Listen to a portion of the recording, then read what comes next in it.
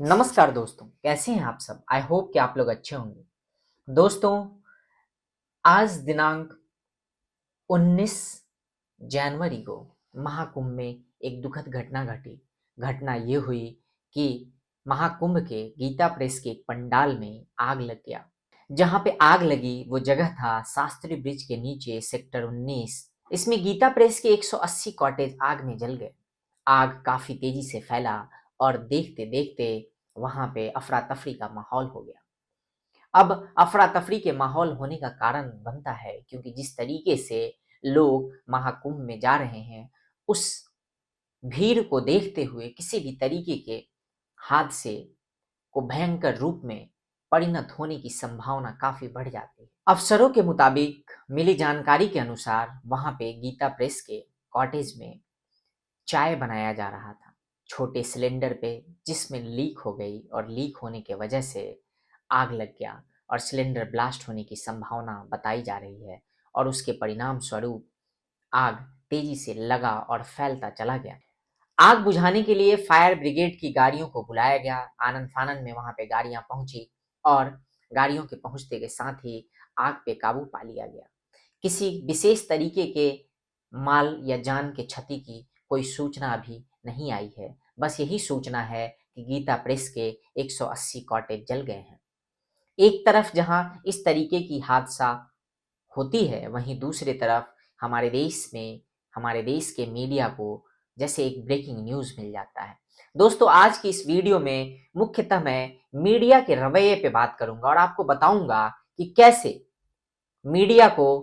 आपदा में भी अवसर तलाशने आते हैं। वो हर आपदा में भी अवसर ढूंढने का प्रयास करती है और इस तरीके से ब्रेकिंग काट के चलाती है टीआरपी के चक्कर में कि लोगों की सांसें अटक जाती हैं। तो विस्तार से मैं आपको बताऊं उससे पहले, जैसा कि मैं हर बार आप लोगों से कहता हूं कि अगर आप मेरे चैनल पे नए हैं तो मेरे चैनल को सब्सक्राइब कर लीजिए। मेरे वीडियोज अगर आपको पसंद आ रहे हैं तो इसे लाइक कीजिए, ज्यादा से ज्यादा लोगों के साथ शेयर कीजिए और कमेंट में आप अपनी राय भी बता सकते हैं। दोस्तों, जैसा कि मैंने आप सबको बताया कि किस तरीके से शास्त्री ब्रिज के नीचे सेक्टर 19 जो प्रयागराज का महाकुंभ है, वहां पे अलग अलग सेक्टर्स बनाए गए हैं। उन्हीं में से एक सेक्टर 19 है जहां पे गीता प्रेस का कॉटेज था और वहां पे आग लग गया। आग कैसे लगा मैंने ये भी बताया। जो भी मिली जानकारी है उसके अनुसार से जो वहां के ऑफिसरों ने बताया है उसके बेसिस पे अब मेरा मुख्यतः सवाल जो है वो इस देश की मीडिया से है। मीडिया से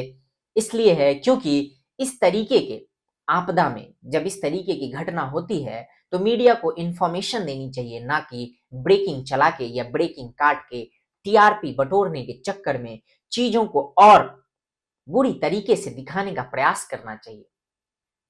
कुछ ऐसे लोग हैं मीडिया में जो काफी समय से हैं, जिनका सिर्फ एक ही काम है कि किसी भी अच्छे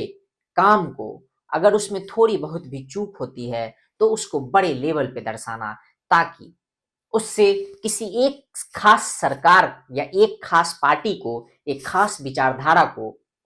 इम्पैक्ट किया जा सके, उसको बदनाम किया जा सके, उसके ऊपर लांछन लगाया जा सके। वो लोग इस बात के बारे में नहीं सोचते कि दरअसल वो जिसके ऊपर लांछन लगाने का प्रयास कर रहे हैं या ब्रेकिंग काट के जिस सरकार को, जिस व्यक्ति को, जिस नेता को, क्योंकि नेता का नाम मैं इसलिए ले रहा हूं क्योंकि कोई भी सरकार का मुखिया एक नेता ही होता है, एक व्यक्ति ही होता है जो मुख्यमंत्री, प्रधानमंत्री के पद पे होता है या किसी भी मंत्रालय के मंत्री के पद पे होता है। तो सिर्फ उस व्यक्ति के नाम को खराब करने के लिए मीडिया जो है वो ब्रेकिंग काटता है और इस तरह की आपदा में अवसर तलाशने का प्रयास करता है। मीडिया का काम इंफॉर्मेशन देना है। अगर इस तरीके की आपदा होती है तो उसे इंफॉर्मेशन की तरह दिया जाना चाहिए, ना कि इस तरीके से ब्रेकिंग काट के दिखाया जाना चाहिए ताकि लोगों को भय हो जाए, लोगों को डर हो जाए। क्योंकि इंफॉर्मेशन देने, इंफॉर्मेशन शेयर करना और ब्रेकिंग काट के लोगों के जहन में डर पैदा करना, दोनों दो तरह की बातें हैं दोस्तों। इंफॉर्मेशन शेयर करने का तात्पर्य यह है कि अगर कोई आपदा घटती है तो आप ये बताइए कि ये आपदा हुई और इस तरीके की परिस्थिति है। जो लोग भी वहां पे हैं आसपास में, वो सभी लोग अपने आप को उस जगह से थोड़ा अलग कर लें, आइसोलेट कर लें, ताकि जो आपदा है उसके भयंकर रूप लेने की जो संभावना है वो कम हो जाए। साथ ही साथ मीडिया ये इंफॉर्मेशन गाइडलाइन भी शेयर कर सकता है कि कैसे वहां के जो लोग हैं वो लोग भी उस आपदा को खत्म करने में या उस आपदा को कितना कम से कम उसको लिमिटेड किया जा सके उसके लिए काम कर सकते हैं, उसके लिए हेल्प कर सकते हैं प्रशासन की, या वहां पे जो लोग भी उस व्यवस्था को बनाने में लगे हुए हैं, जुड़े हुए हैं। और ये देखा गया है कि जब भी सनातन या हिंदू धर्म से जुड़े इस तरीके के किसी भी कार्यक्रम को किया जाता है, इस तरीके का कोई भी आयोजन होता है और वहां पे अगर किसी भी तरीके की चूक हो जाती है, किसी भी तरीके की आपदा हो जाती है, तो मीडिया उसमें अपना अवसर तलाशने से बाज नहीं आती।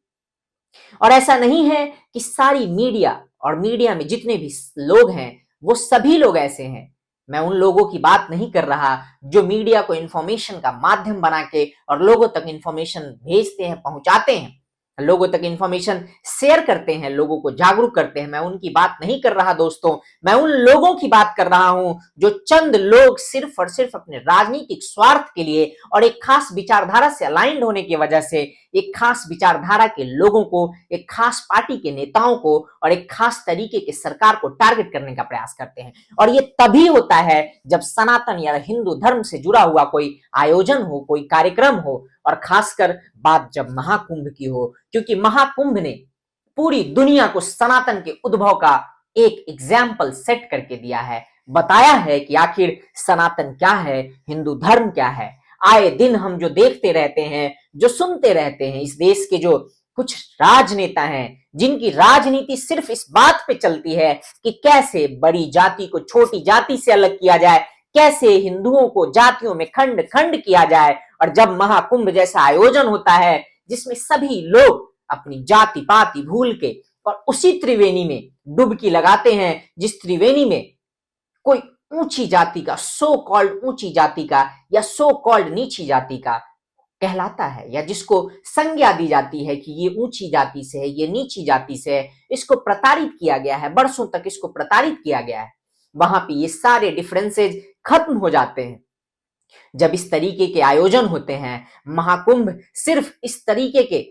धारणाओं को ही नहीं तोड़ता, साथ ही साथ जो हिंदू और सनातन धर्म को बदनाम करने की कोशिश की जाती है, जो राजनीतिक रोटियां सेकने के लिए हिंदुओं को जातियों में बांटने का प्रयास किया जाता है, उन सभी बातों को ही खत्म नहीं करता, उन सबको ध्वस्त नहीं करता, साथ ही साथ ये एग्जाम्पल भी सेट करता है कि हिंदू और सनातन धर्म में सबको एक समान रहने की आजादी है, एक समान जीने की आजादी है। क्योंकि जब गंगा के त्रिवेणी में महाकुंभ या कुंभ के दौरान लाखों करोड़ों लोग डुबकी लगाते हैं तो गंगा मैया सबको अपने आंचल में समेट लेती है। उस समय वो ये नहीं देखती कि कौन किस जाति का है, कौन कहां से आया है। सिर्फ हिंदुस्तान के लोगों को ही नहीं बल्कि विदेश से आए हुए उन श्रद्धालुओं को भी अपनी आंचल में समेट के अपने पावन जल से उन सबको शुद्ध करने का काम करती हैं।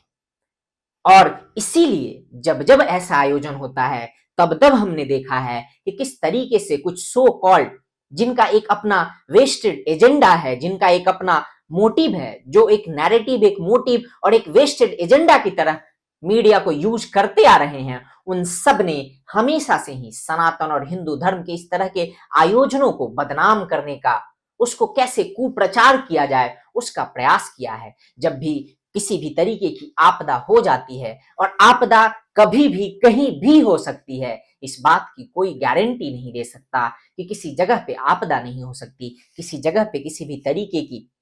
बैड सिचुएशंस नहीं पनप सकती या क्रिएट हो सकती। तो मीडिया को या उन लोगों को यह सोचना चाहिए कि आखिर वो अपने आप को मीडिया कैसे कहते हैं। उनको अपने आप को मीडिया या रिपोर्टर या जर्नलिस्ट कहने से पहले 2 बार सोचना चाहिए, क्योंकि अगर वो एक वेस्टेड एजेंडा के तहत एक सर्टेन नैरेटिव को प्रोपेगेट करने के लिए काम कर रहे हैं, then they are not media और people who belongs to media, those people should not call themselves as a media reporter और जर्नलिस्ट। दोस्तों, आज का ये जो वीडियो है इसमें मुझे यही कहना है कि जो लोग भी इंफॉर्मेशन शेयरिंग का काम कर रहे हैं, जो लोग भी इस तरीके की चीजें कर रहे हैं, उन सबको रोकना चाहिए, बंद करना चाहिए। अगर देश में इस तरीके का आयोजन होता है जो देश के पोजीशन को, देश के जो सद्भाव हैं, देश में क्या है और किस तरीके से भारत जाना जाता है उसको अगर विश्व पटल पे रखता है, एक ऐसा आयोजन जिसमें पूरी दुनिया से लोग आते हैं, त्रिवेणी में डुबकी लगाते हैं और अपने आप को भाग्यवान मानते हैं, अपने आप को कृतार्थ मानते हैं, अपने आप को इस तरीके से जोड़ के दिखाते हैं कि उन्होंने शायद कुछ अच्छा किया होगा जिसकी वजह से उन्हें ये मौका मिल रहा है। तो इस तरीके के आयोजनों को, इस तरीके के अवसरों को जितना ज़्यादा हो सके उतना ज़्यादा प्रमोट करना चाहिए। अगर कुछ गलतियां हो भी जाती हैं तो उन गलतियों को इस तरीके से बताया जाना चाहिए कि उसमें सुधार हो, ना कि इस तरीके से कि वो गलतियां ही सिर्फ उस आयोजन का पोस्टर बन जाएं। बाकी आज के लिए बस इतना ही दोस्तों, और हम आशा करते हैं कि बचे हुए जितने भी दिन हैं महाकुंभ के, वो सभी दिन सही तरीके से बीतें और जिस तरीके से लोग वहां पे जा रहे हैं, लोग जाएं और ज्यादा संख्या में जाएं और महाकुंभ के इस आयोजन को सफल बनाएं। साथ ही साथ अपने आप को भी त्रिवेणी में स्नान करने का अवसर दें, क्योंकि मैंने आपको पहले भी बताया है कि त्रिवेणी और गंगा में स्नान करने के क्या महत्व हैं। सो आज के लिए बस इतना ही दोस्तों, मिलते हैं अगले वीडियो में। टिल देन, जय हिंद, जय भारत, नमस्कार।